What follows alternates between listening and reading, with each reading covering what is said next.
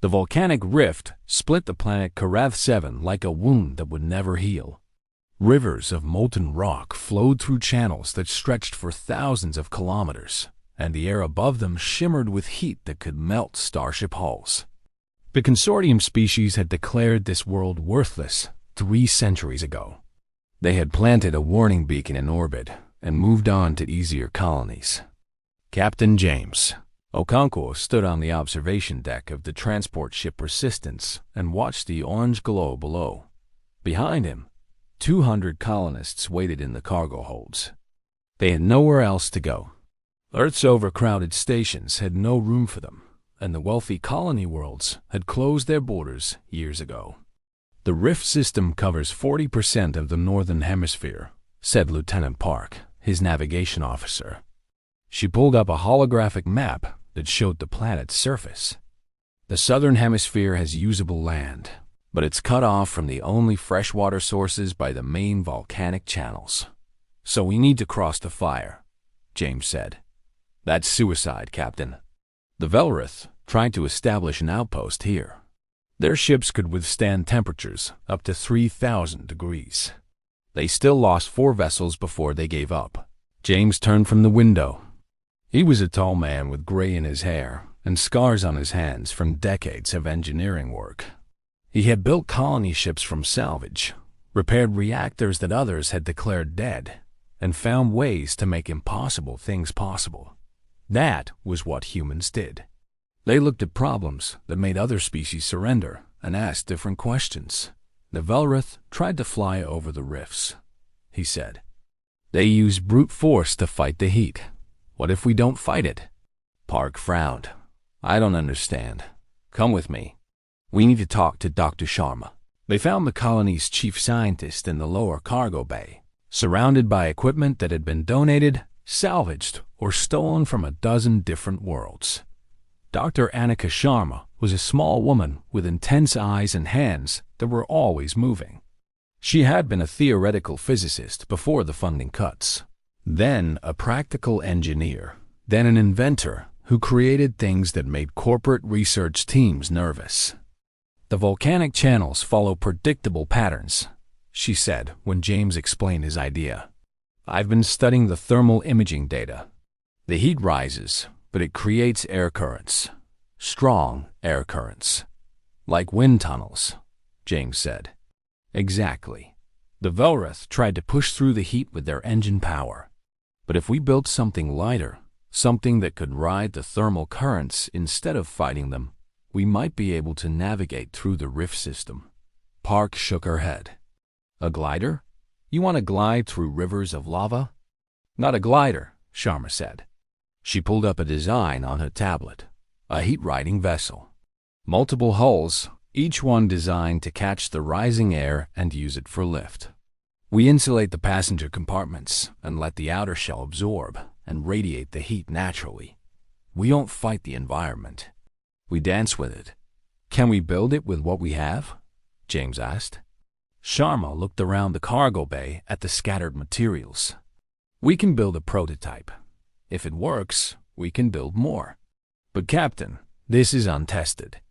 The first crossing will be extremely dangerous." "I'll pilot it myself," James said. "Get me a crew of volunteers. We'll test it over the smaller rifts first, then work our way up to the main channels." The colonists worked for 6 weeks. They stripped heat-resistant plating from the transport ship's outer hull. They repurposed atmospheric processors to create cooling systems. They built the frame from lightweight alloys and covered it with a shell that could survive temperatures that would vaporize ordinary metal. When they finished, the vessel looked like nothing any species had ever flown. It had 3 connected hulls arranged in a triangle, with vents and fins designed to catch the rising air. The passenger compartment hung below, wrapped in layers of insulation. They called it the Phoenix. "The consortium database says this is impossible," Park said as they prepared for the first test flight. "The consortium database also says humans shouldn't be able to survive in space without cybernetic enhancement," James replied. He climbed into the pilot's seat and strapped himself in. "Sometimes the database is wrong. The first test was over a minor volcanic vent. James launched the Phoenix from a cliff and felt it drop toward the molten rock below. His instruments screamed warnings. The outer hull temperature climbed toward critical levels. Then he hit the thermal column and the Phoenix rose like it had been caught by a giant hand. The vessel spiraled upward on the heated air, dancing through currents that his instruments could barely track. "It works," he breathed. "Sharma, it works." Over the next 3 months, they trained pilots and built more vessels. Each flight taught them something new about the volcanic currents. They mapped the rift system and found stable thermal highways that could carry them across the fire. They learned which vents were predictable and which ones could surge without warning. The main crossing came on a clear morning when the volcanic activity was at its lowest point in the weekly cycle. James led a formation of 12 Phoenix vessels carrying essential equipment and the colony's most skilled workers. They needed to establish a base camp on the other side before they could begin moving the full population. The heat hit them like a wall as they descended into the rift. Even with the insulation, the interior temperature climbed. Sweat ran down James's face and his hands were slick on the controls. Beside him, his co-pilot monitored the external sensors and called out warnings about turbulence ahead. "Thermal spike on the left," she said.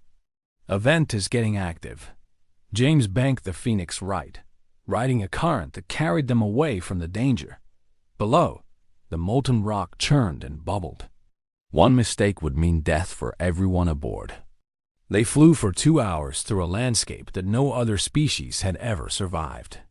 The Phoenix vessels rose and fell on the thermal currents, sometimes climbing thousands of meters in seconds, other times dropping low enough that the crew could see individual flows of lava through the observation windows.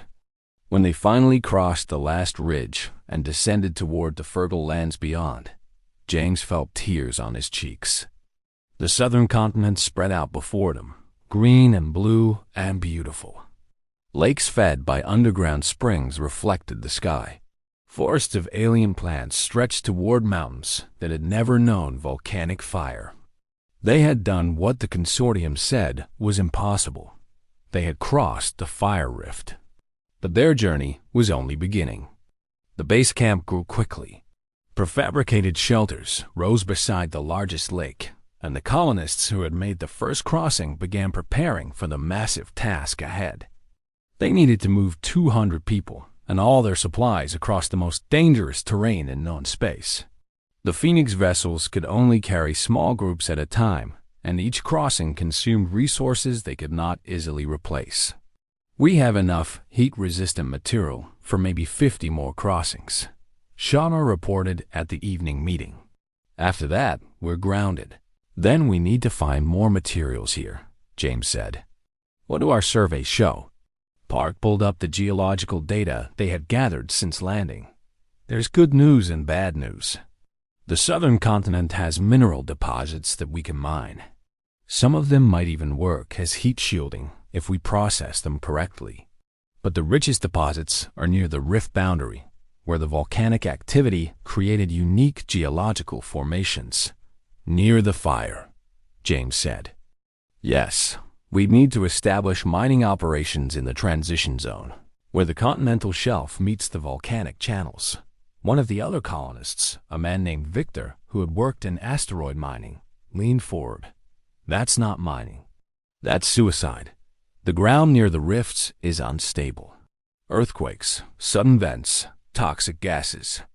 No other species has ever tried to extract resources from an active volcanic zone. No other species had to," James replied. "They had choices. They had wealthy governments and established colonies and trade networks. We have nothing except this world and our own hands." He stood and walked to the window, looking out at the green landscape. The consortium species look at a problem like this and calculate the risks. They determine that the cost is too high and they move on. They have that luxury because the galaxy has been kind to them. "And us?" Victor asked. "The galaxy has never been kind to humans.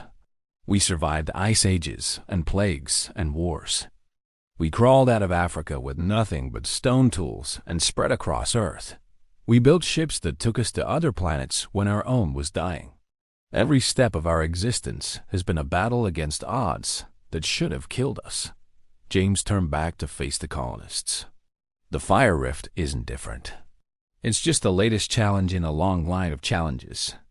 And we will overcome it the same way we overcame everything else. Not by avoiding the danger, but by understanding it, by adapting to it, by turning it into an opportunity. They began the mining operations 2 weeks later. Victor led the first team into the transition zone, equipped with sensors and safety systems that Sharma had designed. The ground was hot and unstable, exactly as he had warned. But it was also rich with minerals that the volcanic processes had concentrated into easily accessible deposits. The work was dangerous. They lost equipment to sudden vents. They had to evacuate 3 times when the ground shifted beneath them. But they learned. They developed techniques for predicting eruptions by monitoring subtle changes in ground temperature. They built mobile shelters that could be packed up and moved within minutes.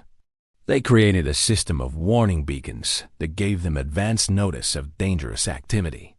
Meanwhile, the Phoenix fleet continued its crossings. Each flight brought more colonists and supplies to the southern continent. The pilots became experts at reading the volcanic currents, finding the safest routes through the fire. They shared their knowledge with new pilots and improved their techniques with each journey. By the end of the first year, all 200 colonists had made the crossing. The base camp had grown into a proper settlement with permanent structures and cultivated fields. The mining operations were producing enough heat-resistant material to build new Phoenix vessels and maintain the existing fleet. The consortium sent a survey ship to check on the warning beacon during the colony's second year. The alien crew was confused to find humans thriving on a world that their database listed as uninhabitable. They requested permission to land and study the colony's techniques.